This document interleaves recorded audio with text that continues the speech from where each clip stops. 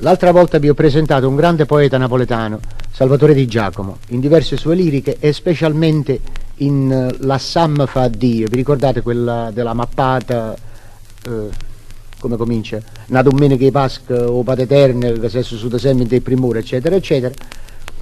Questa volta vorrei presentarvi un altro grande poeta, Rocco Galdieri.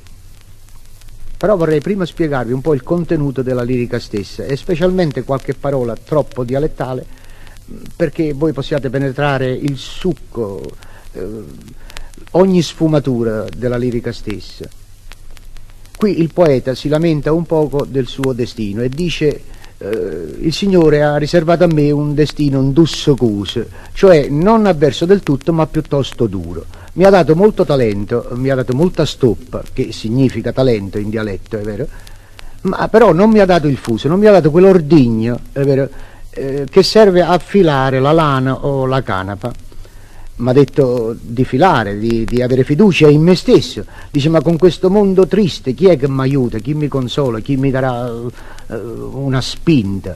E il Signore gli dice, perché devi avere questa spinta? Quando si ha talento si sfonda lo stesso. E lui trova fiducia e luce in un detto popolare che dice, pensa a vecchia che filaia con uno spruccolo profuso. O spruccolo significa il talento stesso, cioè significa il fuso. Con un semplice pezzo di legno si può fare qualunque cosa, non ci vogliono spinte, niente, perché il talento si fa strada da sé. Questa lirica è intitolata E per me. E per me o Signore ha scritto un destino indussocuso. Che stia a stoppa, ti m'ha detto, fila, non mi ha dato fuso. Fila, è una parola. Questo mondo malamente, chi ti aiuta e ti consola? Chi ti guarda? Chi ti sente? Ah, Signore, voi mi date stoppa assai, sta bene, o saccia, ma vedete, stuffilate senza fuso, io come faccio?